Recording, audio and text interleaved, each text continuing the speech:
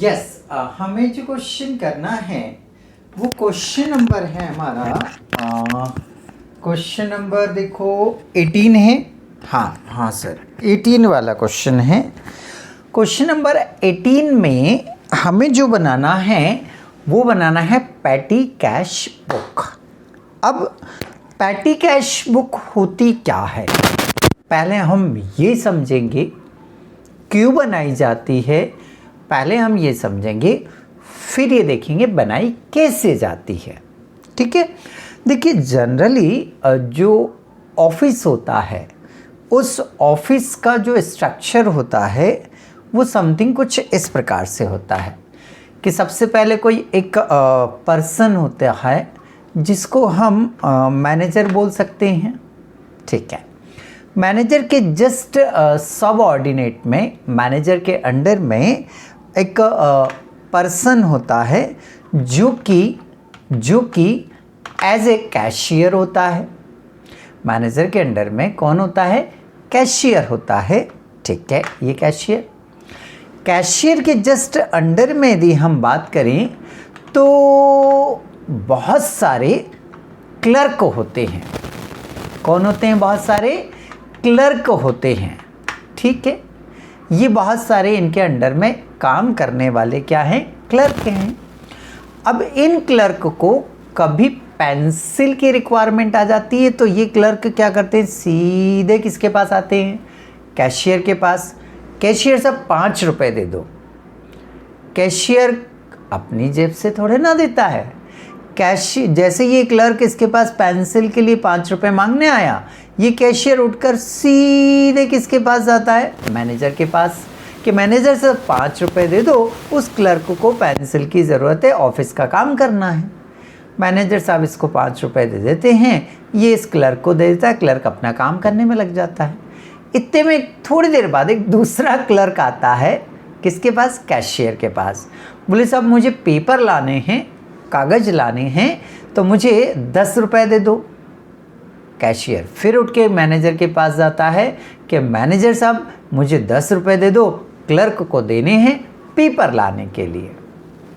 ठीक है भाई, मैनेजर को थोड़ा तो क्रोध आता है, बट ठीक है, अब काम तो ऑफिस का ही हो रहा है ना। फिर ये 10 रुपये इसको दे देता है, ये पेपर लाकर अपना काम करने लगता है। इतने में एक तीसरा क्लर्क आता है कैशियर के पास। बोले साहब मुझे 50 रुपये दे दीजिए। बोले काहे के लिए चाहिए। बोले साहब मुझे कुछ लेटर पोस्ट करने हैं तो पोस्टेज के कुछ खर्चे लगेंगे, वो मुझे आप दे दीजिए। फिर कैशियर वापस मैनेजर के पास जाता है, मैनेजर साहब 50 रुपये दे दीजिए, मुझे क्लर्क को देना है, कुछ डॉक्यूमेंट पोस्ट करने हैं। मैनेजर क्रोध आता है, फिर मैनेजर को 50 रुपये दे देता है, कैशियर क्लर्क को दे देता है। इतने में अगला क्लर्क आता है, वो फिर पैसे मांगता है, मैनेजर के पास जाता है, मैनेजर फिर इसको कैश देता है। ऐसे दिन में कई बार सीक्वेंस चलते रहता है। अब आप इस पूरे प्रोसेस में देखें तो टाइम कैशियर का भी वेस्ट हो रहा है और मैनेजर का भी वेस्ट हो रहा है। मैनेजर भी बार बार डिस्टर्ब हो रहा है नहीं हो रहा है। तो फिर मैनेजर क्या करता है, मैनेजर इसका एक सल्यूशन निकालता है। मैनेजर क्या करता है, कैशियर को बुलाता है। मैनेजर क्या करता है, कैशियर को बुलाता है और कैशियर को मैनेजर क्या करता है, 1000 रुपये एक साथ दे देता है। 1000 मैंने अज्यूम किया है, इससे ज़्यादा भी हो सकता है, इससे कम भी होता है। मैनेजर महीने के स्टार्टिंग में इसको कितने रुपए दे देता है, 1000 रुपये दे देता है और बोल देता है कि अब मेरे पास बार बार मत आना, ये 1000 रुपये आप रखो और जब जब आपके क्लर्क को ज़रूरत पड़े आप खुद क्या करना, उन्हें अमाउंट देते जाना। जब जब क्लर्क को ज़रूरत पड़े आप उन्हें अमाउंट क्या करते जाना, देते जाना और मेरे पास अब दोबारा मत आना। हाँ, यदि ये 1000 रुपये महीने के बीच में ही आपसे ख़त्म हो जाए तो फिर मेरे पास आना, अन्यथा मेरे पास इन छोटे छोटे खर्चों के लिए मेरे पास मत आना। मेरा टाइम बहुत वैल्यूबल है और आप आकर बार बार ख़राब करते हो।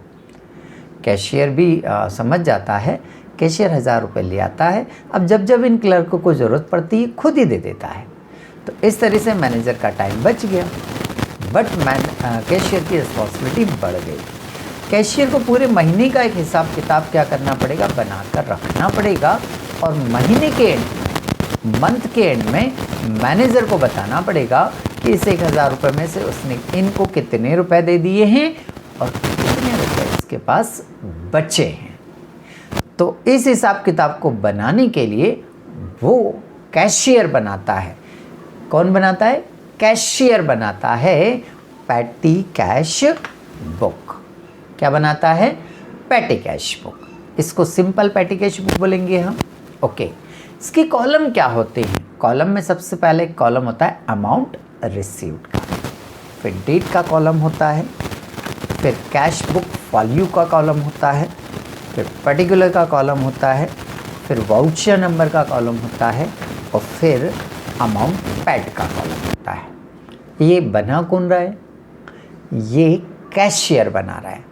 कौन बना रहा है? कैशियर बना रहा है। ठीक है, तो कैशियर के पास पैसा कितनी बार आएगा? बोले सर अभी तो समझा हमने, एक ही बार आएगा। 1000 रुपये कितनी बार आएगा? एक ही बार आएगा।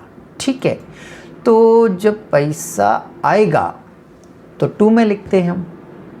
जब कैश आता है तो कहाँ लिखते हैं हम? 2 में। और जब कैश जाता है तो कहाँ लिखते हैं हम? बाय में लिखते हैं। कैश आता है तो 2 में और कैश जाता है तो बाय में। याद है अच्छी तरह से? हाँ हाँ हाँ हाँ। इसमें डेट का कॉलम एक ही होता है। डेट का कॉलम कितना होता है? 1। अभी जो हमने कैश बुक सिंपल 2 और 3 कॉलम कैश बुक करी है उसमें डेट के कॉलम 2 होते थे।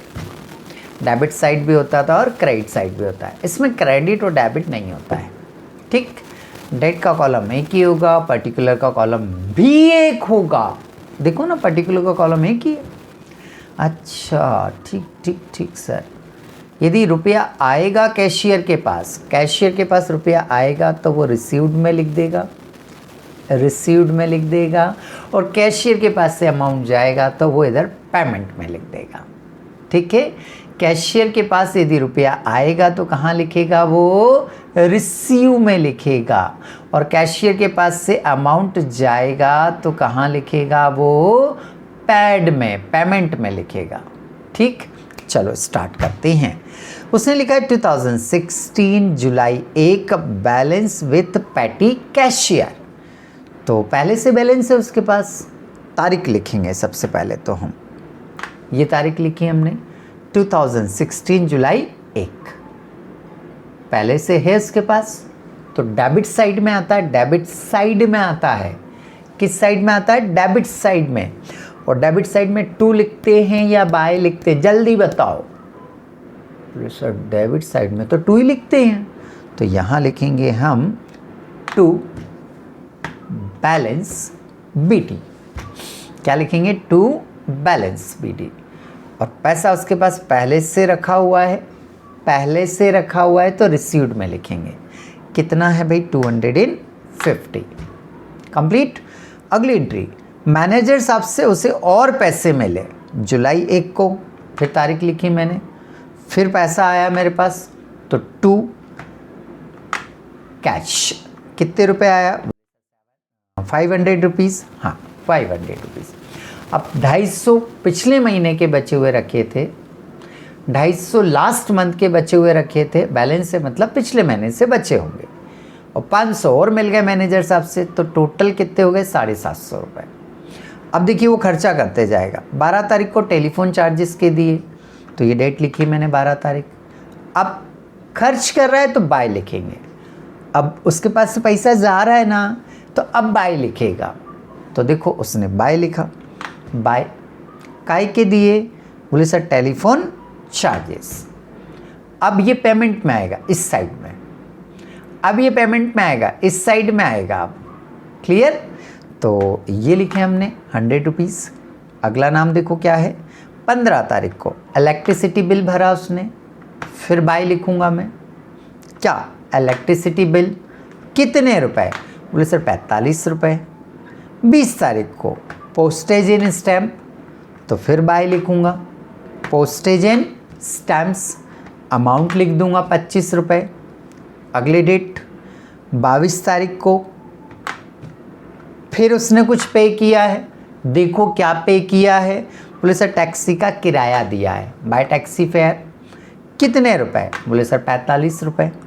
नेक्स्ट 24 तारीख को, कौन सी तारीख को? 24 तारीख को मिसलेनियस, छोटे छोटे कोई भी खर्चे जो होते हैं उनको कहते हैं हम मिसलेनियस। छोटे छोटे जो खर्चे होते हैं उनको क्या कहते हैं हम? मिसलेनियस। ठीक है, तो ये लिख दिया हमने मिसलेनियस। Miscellaneous expenses. ठीक है भाई, कितने मिसलेनियस एक्सपेंसेस? बोले सर मिसलेनियस एक्सपेंसेस हैं, देखो देखो भाई, शायद 30 रुपीज़ हैं, ये लिख दिया हमने। ओके, फिर बोले सर जुलाई, कौन सी डेट है अगली वाली? देखो जल्दी फटाफट देखो भाई, 28 है, बिल्कुल 28 है। क्या खरीदा है, क्या पेमेंट किया उसने? जुलाई 28 को स्टेशनरी परचेस की है, तो पैसा जा रहा है, क्या लिखेंगे? Buy stationery. ठीक है, ये लिखा हमने स्टेशनरी। देखो तो ज़रा कितने पैसे गए स्टेशनरी के भाई? 25 रुपये गए। फिर से देखो अगली तारीख क्या है? जुलाई है सर। क्या जुलाई? जुलाई है 30 तारीख को। ठीक है, जुलाई 30 तारीख को 28 है, ये वाली 28 थी भाई 25 की जगह। ठीक है, हाँ 28 के बाद क्या है? 30 रिपेयर चार्जेस। तो क्या आएगा बोलो? चार्जेस है ना, वही पेमेंट कर रहा है, तो क्या लिखेंगे हम? बाय लिखेंगे। ठीक है, क्या चीज़ है? रिपेयर। तो रिपेयर लिख दिया हमने। कितने रुपए? बोले सर 35 रुपीज़। नेक्स्ट देखो भाई जुलाई कौन सी डेट को है? 31 को है। क्या है भाई? बोले सर वो उसने कुछ बस का किराया दिया सर। काय का किराया दिया? बस का। तो फिर से पैसा जा रहा है हमारे पास से, फिर लिख देंगे हम बस फेयर, ये लिख दिया हमने। कितने रुपए है? जल्दी देखो। बोले सर 15 रुपये। नेक्स्ट फिर जुलाई 31 को, ये लिखा हमने जुलाई 31 को। क्या चीज़ है? बोले सर कैरेज दिया। कैरेज दिया मतलब पैसा गया तो फिर क्या आएगा? बाय क्या है? कैरेज है, ये लिख दिया हमने। कैरेज कितना है? बोले सर 50 रुपीज़, ये लिखा हमने। ठीक है, एंट्रियाँ सारी कंप्लीट हो गई। हाँ सर, एंट्री हमारी सारी कंप्लीट हो गई। अब क्या करेंगे? अब महीने की आखिरी तारीख। महीने की आखिरी तारीख क्या? जुलाई 31। क्या लिखेंगे हम? बोले सर बाय बैलेंस सीडी। क्या लिखते हैं हम? By balance CD. ठीक है, बैलेंस सीडी निकालना हमें, कैसे निकालेंगे? ठीक है, निकालते हैं भाई। बैलेंस सीडी का अमाउंट कैसे निकलेगा? ठीक है, निकालते हैं, कोई दिक्कत नहीं। बैलेंस सीडी का अमाउंट डेबिट की टोटल लगाते हैं। कहाँ की टोटल लगाते हैं? डेबिट की। तो डेबिट साइड की यदि टोटल लगाते हैं, देखो तो कितनी आ रही है? 750। क्रेडिट साइड की टोटल मतलब पेमेंट की टोटल, या तो ऐसा बोल दें कि काय की टोटल है ये? पेमेंट की टोटल। ठीक है, पेमेंट की टोटल लगानी पड़ेगी भाई। यहाँ से लेकर यहाँ तक की अमाउंट को क्या करेंगे? हम जोड़ेंगे। तो यहाँ से यहाँ तक के अमाउंट को जोड़ते हैं, ये हो रहा है 370। 750 में से 370 क्या करेंगे हम? लेस करेंगे। तो 0 का 0, 15 में से 7 गए तो 8, है ना, और एक इधर दिया तो 380 रुपये। कितना कम पड़ रहा है बच्चों? 380 रुपये। ये जो 380 कम पड़ रहा है, ये किस नाम से आ जाएगा? बैलेंस सीडी के सामने, बराबर। अब बैलेंस सीडी हमने निकाल लिया। कितना आ रहा है बैलेंस सीडी हमारा? 380। दोनों तरफ की टोटल क्या हो जाएगी? बराबर। कौन सी वाली आई थी टोटल? बोले सर बड़ी वाली टोटल आएगी। 750 इधर भी, 750 इधर भी। फिर बैलेंस को क्या करना? बोले सर ट्रांसफ़र करना पड़ता है ना। अच्छा, जुलाई के बाद क्या आ जाएगा? बोले सर अगस्त 1, क्या लिखते हैं हम? बोले सर टू बैलेंस क्या BD लिखते हैं, टू बैलेंस BD। कौन सी अमाउंट आएगी? ये जो 380 है वो 380 क्या हो जाएगी? ट्रांसफ़र हो जाएगी। ठीक है, तो इस तरह से बनाई जाती है पैटी कैश बुक। तो यहाँ आकर आपका ये क्वेश्चन क्या हो जाता है? कंप्लीट हो जाता है।